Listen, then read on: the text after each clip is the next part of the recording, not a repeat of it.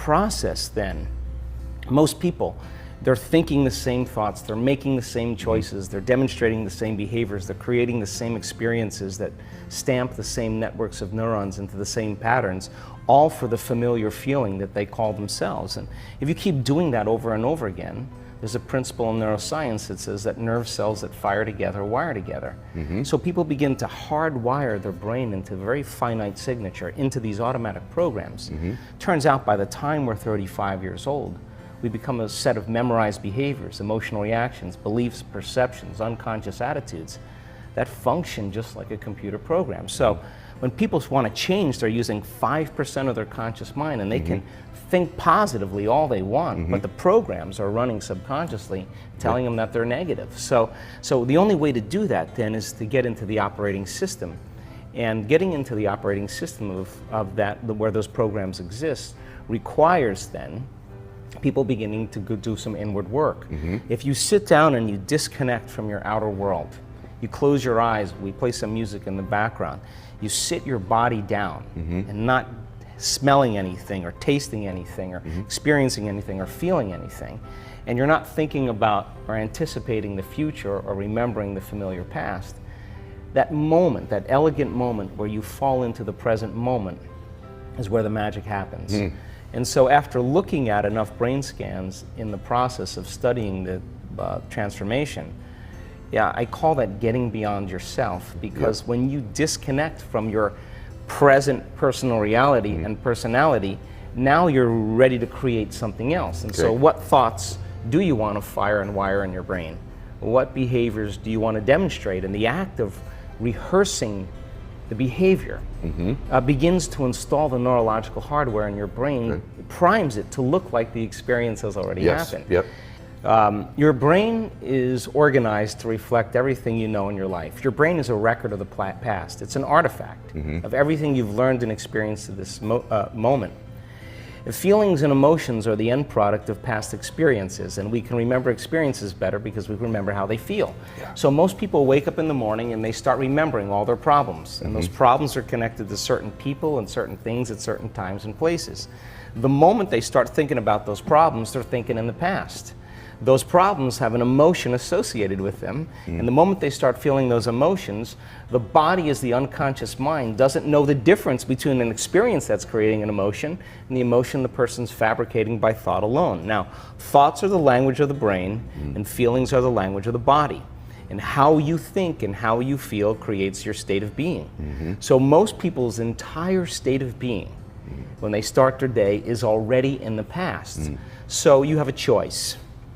The choice is, you're either defined by a vision of the future, or you're defined by the memories of the past.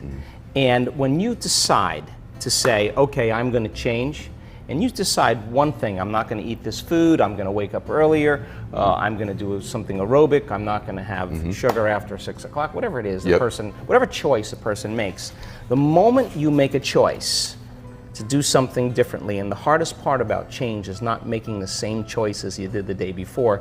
Get ready, because it's going to feel uncomfortable. It's going to feel unfamiliar. There's going to be some uncertainty and unpredictability, and that's the moment the game is on. So then most people, their body has been conditioned emotionally to be the mind. So now the body says, wow, I'd rather hang on to my guilt than take a chance and possibility. I'd rather live in fear than trust in the unknown. So once the person feels uncomfortable, the body goes, whoa, wait a second, we're out of the program here, and the body starts influencing the mind. So it says, start tomorrow, you'll never change, you don't have the money to do this, you're not good enough, your mother told you were this, your father's fault, it's your ex's fault, you know, all of the voices that come up. Now here's the deal, if you respond to those voices, those same thoughts as if they're true, by the way, they're always going on behind the scenes of your awareness, but now they're amplified because you're outside your comfort zone. You believe in that thought. That thought's going to lead to the same choice, which is going to lead to the same behavior, which is going to create the same experience and produce the same emotion. And the person's going to say, this feels right. No, that feels familiar. Going from the old self to the new self is a neurological, it's a biological, it's a chemical, it's a hormonal, it's a genetic death of the old self. And people will say to me, in that void, in that unknown, I can't predict my future. And I'll say to them, the best way to predict your future is to create it. I love Not from the known, but from the unknown. I love it. So close your eyes now and think about that vision. Once you start thinking about that vision of your future, you're activating the creative centers in your brain. And naturally, you begin to think about putting yourself in the scene. Yes. And the act of doing that, when you're truly passionate and truly present, the moment you're defined by that vision, when the thought in your mind becomes the experience, you begin to feel the emotion of the event before it's made manifest. Yes. Now, you're giving your body a sampling, a taste of the future.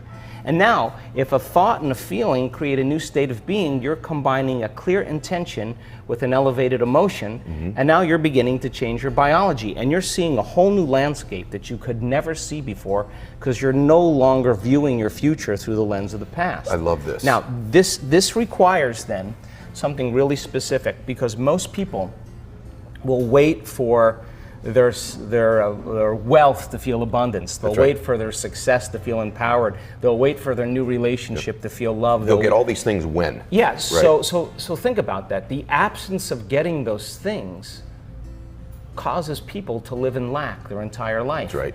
And so they're waiting for something outside of them to change how they feel inside of them. And if they're not creating a new life, then they're not applying the proper principles, then they keep all their manifestations, all their dreams at arm's length. Well, think about this. If you get up feeling gratitude, if you get up feeling empowered, if you get up feeling whole, if you get up feeling unlimited, why would you worry about whether it was going to come or not? You would feel like it already happened. Right. You just have to get beyond the memory of your past and all the associations to create a new future. Now, theoretically, that sounds really easily, but everybody's done it at least once in their life. What happened? You get a wild idea. You get a crazy idea, and you think, what would it be like to be happy? What would it be like to be in love? What would it be like to be rich? Whatever it is. Yes. And you all of a sudden you ask that question, and you turn on the creative center in your brain. That's right. It turns on. Yes. And then now the frontal lobe is the boss. It's the CEO. It's the symphony leader. And the frontal lobe, as an executive, has connections to all other parts of the brain. Now, when you ask that question, it's got to answer it. So it's got to look out over the landscape and see, what kind of raw materials do I have? Well, you only have a few things: knowledge you've learned and experiences you've had. So it begins to call up different networks of neurons, and it begins to seamlessly piece them together, and you get a vision in your mind. That's called intent. And if you're passionate, you start to feel the feelings of when it happens. Now, you're giving your body that energetic boost. Now, everybody's done this. The moment you've said that, no one can talk you out of it. No person, no thing, no experience. You're possessed by it. So then what happens next? You start writing down all the choices you need to make, all the things you got to do, all the goals and experiences you want in your future. And every time you write one of those goals or experiences down, you start to feel more of those emotions. And now you're basically assembling more of your future. Now, the astute person does something really amazing. They start learning more information. You want to be wealthy? Study wealthy people. You want to be healthy? Study healthy people. As you begin to gain more knowledge, you're adding more stitches into the three-dimensional tapestry, and you got more raw materials to dream in new ways. Now, here's the part that is the most important. Take out a piece of paper and say, what thoughts do I have to stop thinking? You know, I can't, I'll start tomorrow, I'm too hard, I don't feel like it, I have a headache, I got to go to sleep, I'm tired. List those thoughts and become so conscious of those thoughts that you would never let one of those thoughts slip by your awareness unchecked by you.